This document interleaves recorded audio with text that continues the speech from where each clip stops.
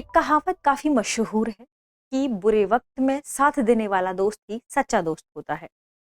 चाहे बात टीके की आवश्यकता के संदर्भ में हो, गेहूं, चीनी या किसी अन्य उपकरण की आवश्यकता के संदर्भ में, भारत ने हमेशा अन्य देशों की सहायता की है। यानी ऐसे देश जिन्हें उनकी जरूरत है, भारत ने उनके बुरे वक्त में उनकी सहायता की है। हम बात कर रहे हैं प्रशांत द्वीपीय देशों के संदर्भ में। जी हाँ, अभी हाल ही में प्रशांत द्वीपीय देशों के साथ भारत के एक फोरम की बैठक संपन्न हुई है।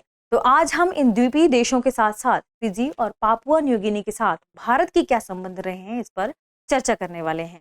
दृष्टि आईएएस के इन डेप्थ प्रोग्राम में एक बार फिर से आपका स्वागत है। मैं हूं गीतांजलि और आज हम चर्चा करेंगे हमारे इस विषय के संदर्भ में कि हाल ही में भारत और दक्षिण प्रशांत के बीच में क्या संबंध उजागर हुए हैं और प्रधानमंत्री मोदी की यात्रा के मुख्य अंश या बिंदु क्या रहे हैं।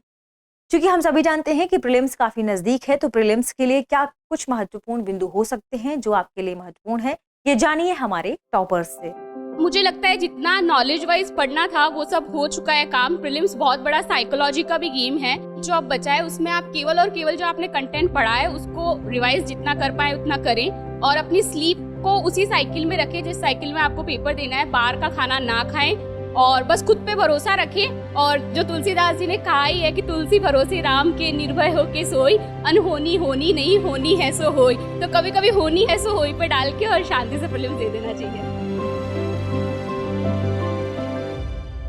तो चलिए आज के सेशन को आगे बढ़ाते हैं और सबसे पहले देखते हैं कि आज के एपिसोड में हम किन बिंदुओं पर चर्चा करने वाले हैं। सबसे पहले देखेंगे खबर कहां से ली गई है, यह खबर चर्चा में क्यों आ गई है। इसके बाद फिजी पीएनजी यानी पापुआ न्यू गिनी और भारत के बीच क्या संबंध है, इसके ऐतिहासिक या इसकी पृष्ठभूमि के बारे में समझेंगे। इसके बाद जानेंगे भारत और पीआईसी के बारे में, यानी पैसिफिक आइलैंड कंट्रीज, इनके बारे में भी समझेंगे और इनके और भारत के संबंध के बारे में जानेंगे। इसके बाद जानेंगे कि जो पैसिफिक आइलैंड कंट्रीज हैं इनमें चीन का क्या प्रभुत्व रहा है या कहां तक चीन इस क्षेत्र में घुसपैठ करने में आगे बढ़ा है। इसके बाद आज के सेशन पर आधारित एक प्रश्न होगा जो कि मेंस के लेवल पर होगा, जिसका जवाब आपको 150 शब्दों में लिखना है।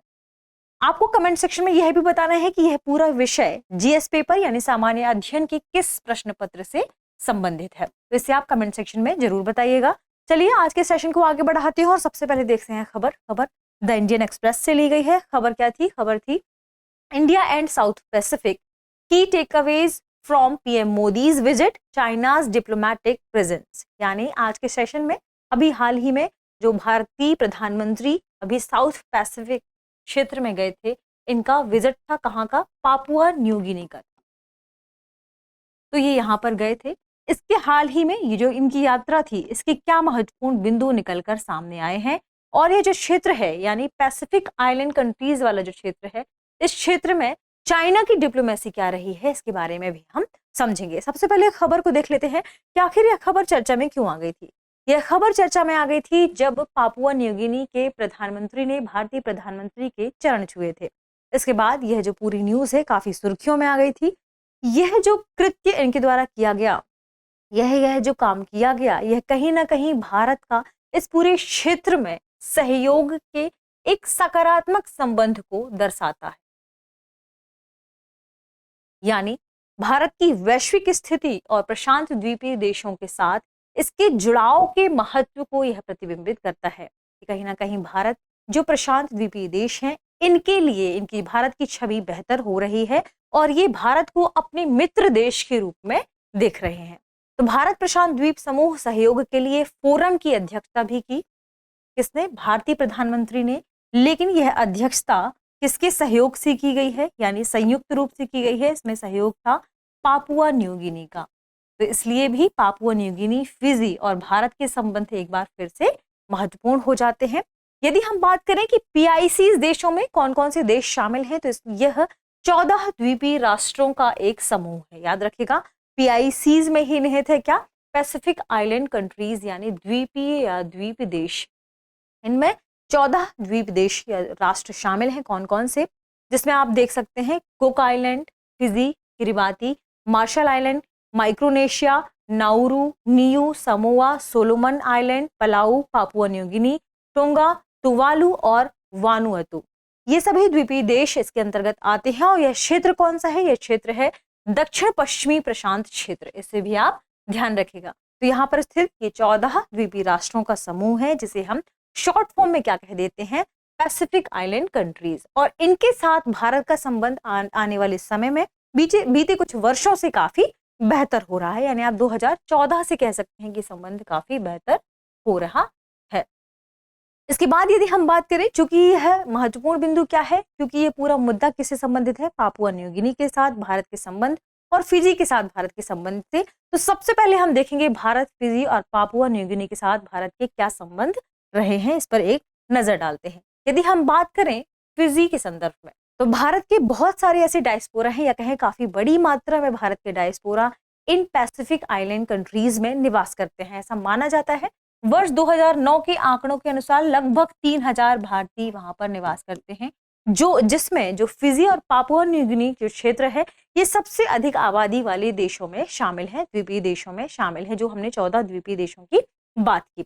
1879 में भारतीय अनुबंधित श्रमिकों को गन्ने के बागानों में काम करने के लिए फिजी ले जाया गया था। यहाँ पर जब इन श्रमिकों को फिजी ले जाया गया था काम करने के लिए, तो किस बेस पे ले जाया गया था? कॉन्ट्रैक्ट बेस पे, यानी वहां पर एक अनुबंध के रूप में भारत से श्रमिकों को फिजी ले जाया गया। 1879 और 1916 के बीच इन द्वीपीय देशों की यदि हम बात करें, तो इन द्वीपों में लगभग 60,000 भारतीयों को ले जाया गया, किसके लिए? कार्य करने के लिए। और 60,000 भारतीय वहां पर गए भी। बाद में भारतीय व्यापारी और अन्य लोग भी फिजी की यात्रा करने लगे और वे वहां पर जाकर निवास भी करने लगे। तो आप समझ लीजिए कि यहाँ से बहुत सारे लोग कहाँ गए? फिजी में गए। और फिजी के साथ जो हमारे सांस्कृतिक संबंध है, वे फिर उस समय से काफी बेहतर माने जा रहे हैं। फिर बाद में श्रमिकों का आंदोलन हुआ, क्योंकि अनुबंध के रूप में ले जाया गया था, यहाँ पर बहुत अधिक इनसे काम करवाया जाता था। तो श्रमिकों के आंदोलन के साथ साथ महात्मा गांधी के मित्र CF एंड्रयूज के प्रयासों के कारण कब? वर्ष 1920 में अनुबंध प्रणाली को क्या किया गया? समाप्त किया गया। और इन श्रमिकों के लिए, इनकी देखरेख के लिए, इनके हितों की रक्षा के लिए वहां पर एक आयुक्त का पद बनाया गया।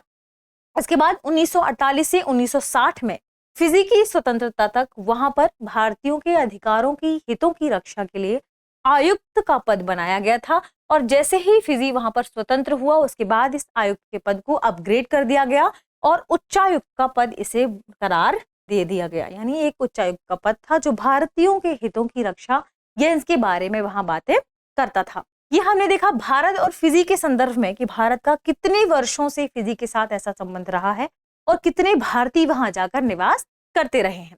फिजी में वर्ष 1987 में तख्ता पलट हुआ। इसके बाद भारत और फिजी के संबंध यहाँ पर ज्यादा बेहतर नहीं हो सके और वहां पर उच्चायोग और भारतीय सांस्कृतिक केंद्रों को 24 मई 1990 को बंद कर दिया गया। फिर आने वाले समय में स्थितियां कुछ बेहतर हुई। फिर बाद में क्रमशः यानी उच्चायोग को मार्च 1999 में और भारतीय सांस्कृतिक केंद्र को फरवरी 2005 में वापस से खोल दिया गया। इसके बाद फिजी द्वारा वर्ष 2004 में नई दिल्ली में अपने उच्चायोग को स्थापित किया गया। ऐसे में फिजी और भारत की जो संबंध थे फिर से वापस यहाँ पर सही होने शुरू हुए और भारत ने फिजी को अपनी कई सहायता यहाँ पर फिर प्रोवाइड कराना शुरू कर दिया। फिर भारत और फिजी दोनों पक्षों की ओर से चल रही कई पहलों और द्विपक्षीय यात्राओं से संबंध और भी अधिक अच्छे हो गए। वर्ष 1971 में फिजी के प्रधानमंत्री भारत आए थे यात्रा के लिए। फिर वर्ष 1981 में भारतीय प्रधानमंत्री इंदिरा गांधी फिजी गई थी अपनी यात्रा में। और इसी के क्रम में हम कह सकते हैं कि अभी जो भारतीय प्रधानमंत्री पापुआ न्यू गिनी की यात्रा करने गए हैं और उससे जो फिजी में भी उन्होंने यात्रा की है, ये यात्रा अपने आप में काफी महत्वपूर्ण हो जाती है पैसिफिक आइलैंड देशों के संदर्भ में। पापुआ न्यू गिनी में यदि हम भारतीय उच्चायोग की बात करें तो भारतीय उच्चायोग अप्रैल 1996 में खुला था और इससे फिर पापुआ न्यू गिनी के साथ भी हमारे संबंध बेहतर हो गए। पापुआ न्यू गिनी ने अक्टूबर 2006 में नई दिल्ली में अपने निवासी राजनयिक मिशन को स्थापित किया था या खोला था। ऐसे में पापुआ न्यू गिनी के साथ भी हमारे संबंध बेहतर हो गए। ये संबंध और बेहतर हुए कब? कोरोना के समय में, जब इन्हें दवाओं की जरूरत थी, टीकों की जरूरत थी, गेहूं, चीनी जैसी सामग्री की जरूरत थी, तो भारत ने अपनी तरफ से इन्हें सहायता प्रोवाइड कराई, टीकों की सहायता प्रोवाइड कराई। इसके साथ ही कई ऐसे उपकरण थे चाहे वे डायलिसिस से संबंधित हो, तो भारत ने अपनी तरफ से ये उपकरण पापुआ न्यू गिनी और फिजी, इसके साथ ही पैसिफिक आइलैंड देशों को उपलब्ध करवाया। इसके साथ इन देशों के साथ भारत का संबंध और भी बेहतर हुआ। ये तो हमने देखा फिजी, पीएनजी और भारत के संदर्भ में। अब हम बात करते हैं कि जो पैसिफिक आइलैंड कंट्रीज हैं, भारत का इनके साथ संबंध कब उजागर हुआ और भारत के साथ इनके संबंध कैसे हैं। यदि हम बात करें पीआईसीज के संदर्भ में यानी पैसिफिक आइलैंड कंट्रीज के बारे में, तो हमने भी चर्चा भी की थी कि ये 14 द्वीपीय राष्ट्रों का एक समूह है और इसके साथ जुड़ाव भारत की एक्ट ईस्ट पॉलिसी का हिस्सा है। हम सभी जानते हैं कि भारत की एक्ट ईस्ट पॉलिसी है, यानी पूर्व की ओर देखो। और इस पॉलिसी का हिस्सा क्या है कि जो भी पूर्वी देश हैं, छोटे छोटे देश हैं जिन्हें सहायता की जरूरत है, जिन्हें सामुदायिक विकास की जरूरत है, जिन्हें सामुदायिक विकास परियोजनाओं के संचालन की जरूरत है, भारत इन देशों की सहायता करे, तो इनकी जरूरतों को पूरा करे। तो इस पॉलिसी को ही क्या कहा जाता है, एक्ट ईस्ट पॉलिसी, ताकि भारत इन देशों के साथ जब अपने संबंधों को बेहतर करेगा तो इन देशों के साथ भारत के सभी संबंध, चाहे वे कूटनीतिक संबंध हो या रक्षा संबंध हो या सामाजिक संबंध हो, ये सब क्या होंगे, बेहतर होंगे। इसे दक्षिण दक्षिण सहयोग के तहत भी विकास के रूप में या विकास सहायता के रूप में देखा जा रहा था। यदि हम बात करें तो भारत ने मुख्य रूप से इनकी क्षमता निर्माण में सहायता की है, जिनमें क्या क्या शामिल है, प्रशिक्षण, छात्रवृत्ति, सहायता, अनुदान और ऋण सहायता भारत ने अपनी तरफ से इन्हें प्रोवाइड कराई है। इसके साथ ही सामुदायिक विकास परियोजनाओं के संदर्भ में भी भारत ने इन्हें बहुत अधिक सहायता प्रोवाइड कराई है। प्रशांत द्वीप देशों के साथ एक्ट ईस्ट पॉलिसी के तहत ही भारत ने यहाँ पर क्या स्थापित किया है, यानी इन द्वीपीय देशों के साथ भारत ने एक फोरम की स्थापना की है जिसे कहा जाता है भारत प्रशांत द्वीप सहयोग के लिए फोरम, यानी FIPIC। इस फोरम को कब स्थापित किया गया था? इस फोरम को स्थापित किया गया था वर्ष 2014 में। किसने इस फोरम की अध्यक्षता की थी? भारतीय प्रधानमंत्री नरेंद्र मोदी की मेजबानी में वर्ष 2014 में पहली बार इस फोरम का शिखर सम्मेलन आयोजित किया था। यानी प्रधानमंत्री मोदी ने 19 नवंबर 2014 को सुवा में, ध्यान रखिएगा स्थान क्या है, सुवा में पहले FIPIC शिखर सम्मेलन की मेजबानी की थी। ऐसे में PICs कंट्रीज भी भारत के लिए महत्वपूर्ण हो जाती हैं।